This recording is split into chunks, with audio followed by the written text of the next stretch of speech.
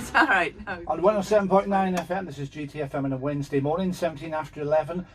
Were you a big Bros fan then, Wendy? Oh, you put me on the spot. Were you a big Bros fan? I was in the heyday. In the heyday? In the heyday. As the farmer would say, yes, in the heyday. When they were the thing to be into, yeah. Did you have posters up? Because girls do that, don't they? Mind you saying that boys do as well. Normally with rock bands. Yeah, I think Matt was. I can't remember. We used to argue which one we liked the most, Matt or Luke, wasn't it? Oh right. Well, don't ask me. I didn't know. And then there was Craig, the third brother was Craig. Was he the one on drums? Was he on drums? Yeah, possibly. Yeah.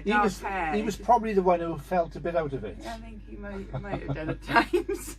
Oh dear, the blonde duo. Yeah. The blonde twins. Okay, so it's 18 after 11 now, and we are talking to Wendy from Mirth and Mind. Welcome back. You had a good Christmas, Thank you, Gareth. Good. Yes, thanks, nice to be back. 2020, here we go then. Social prescribing.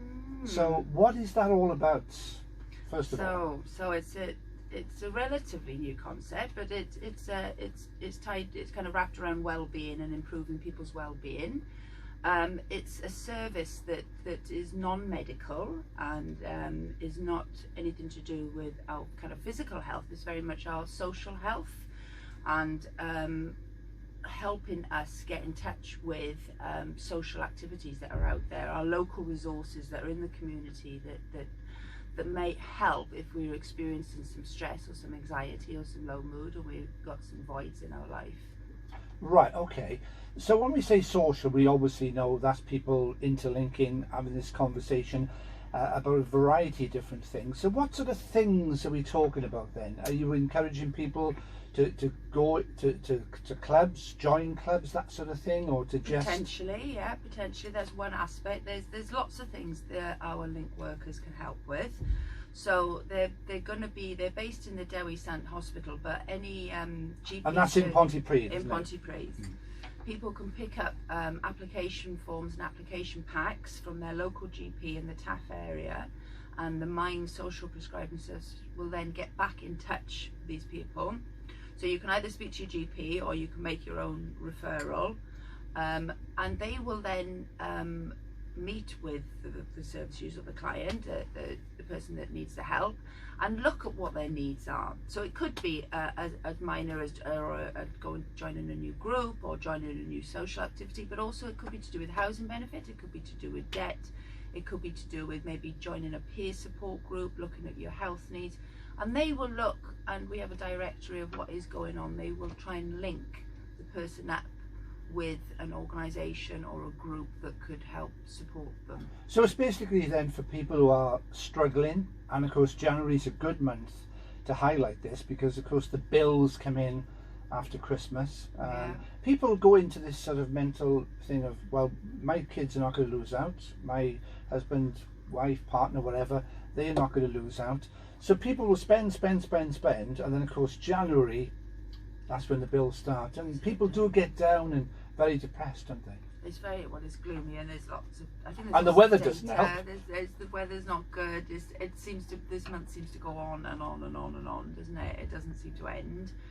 But it is the beginning of the year, so it's hence to look forward to things, and it could be an example of trying to get out and learn karate, learn how to grow vegetables, join a gardening group, join a boxing group, maybe go and get that help that you need with regards to debt or housing benefits or benefits. You might want to just get these things sorted. And the good thing about sport, I mean, you mentioned karate, I think that's a fantastic sport. I had Alan Davison back last year talking about it. But the good thing about sports is the fact that not only do you make new friends, but in the case of karate, for example, you get up the ladder, then you get competitions. So you've got things to look forward to, haven't you? In 2 months' time, 3 months' time, 6 months' time, like with karate, judo, all the martial arts, you've got gradings. So you can focus on that particular sport, and that surely must help. Totally. Self-development and creating goals for yourself and having aspirations, and like you say, keeping yourself focused, having an interest.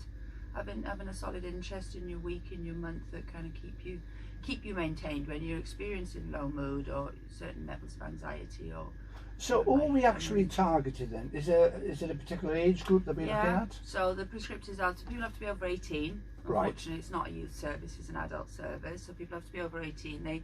They need to be in one of the GPs in the Taff area. That's just the Taff area, is it? Yes, it is. Yeah. So at the moment, because it may well be looked to rolled out, but at the moment it's just in this area. So what area? That's Pontypridd, all the way down as far as what? Taffswell?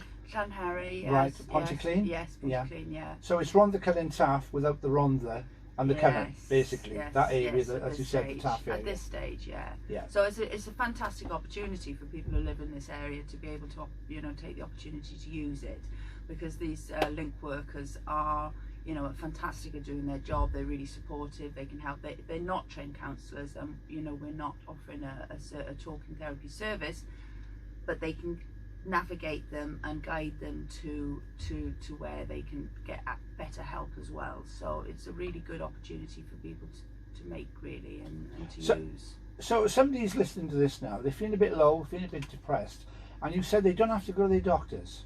They need to go to the doctor, but they don't need to see the GP. They can actually go to the GP. The application forms are all in the GP surgery. And what are they going to ask for? Is it social prescribing forms? The Mind, because there are several social prescribing services at the moment in the area, but Mind is specifically for, we have a broad range of understanding and knowledge of mental health. So, we have a background that our link workers have got good background in that.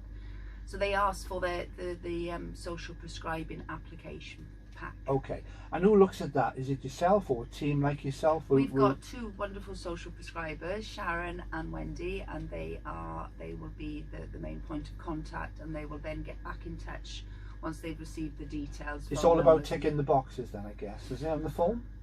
There is a little bit of paperwork, but people shouldn't be put off by it. But there is. But it's a research project, so it's kind of being looked into in order to roll it out into other areas. There's a little bit of paperwork, but generally, initially, no. They just need to make the application, and then the link worker will support them with everything else anyway. So can you give us an example of a couple of the questions that might be on the form? Nothing too detailed, obviously name, that goes without saying, but what sort of questions will they be asked then? Well, we're kind of looking at their age generally, what their basic needs are, but most of the information will be gained in the meeting that they have. So it's form first, then they have an invite then to a meeting, do they? They do. They'll be sent an appointment. There'll be phone. There'll be telephone. Right. So there's the human contact will be there straight away. Right. So someone will phone them. Either Sharon or Wendy will phone them and make an appointment and have a pre-chat on the phone and make an appointment in order to sit down with them and look at where they can help them. And after the chat with the girls, are they then sent to Dewi Sant initially? They meet at Dewi Sant, so the meeting will take place at Dewi Sant. So they go to their surgery to get the application form, but from then on they're in the hands of the social prescribers. They'll be asked to meet at Dewi Sant, and then they will support them to make the connection to the next organisation. So whether it's debt or housing or whether it's a community group, they'll give them their details. They'll potentially support them to get to the next appointment and be with them, but they won't. There's not a lot of hand holding in the sense they can't go to these appointments with them or anything like that. But they can connect them, and they can do a lot of that kind of diagnosis before. And what happens then? Are they asked interests, obviously? What would they like to do? So if they pick a subject, say let's go back to karate, do they help them then get in touch with the club, that sort of thing? What happens then? Yeah. Well, I think they'll help them get in touch with the club. They can find out the times. They've got a big directory of everything that's going on in the area. So we've got some lovely resources in our area. There's great amount. There's lots of social groups. There's peer support for mental health. There's groups that help people with dementia. There's groups that help people with epilepsy. There's strokes, bereavement, children with challenging behaviour. We've got a lot of community groups and social groups out there and support groups out there that people might just don't know that's going on. And maybe just kind of having a chat with one of the link workers, they'll be able to guide them and navigate them and put them in touch with these relevant. And I guess this is for life, isn't it? I mean, with a club, for example, You know, you could join a football club, a rugby club, a dancing club, chess maybe, you know, it could be anything, couldn't it? And then I suppose the idea is to keep that enthusiasm, that interest up. So it's something that they're looking at lifelong, Totally, isn't it? Yeah, it's a life changer. You know, taking steps to improve your health and your well-being is very, very important, isn't it? And we know that it's up to us to do it. No one's really going to do it for us, so it's up to us to do it.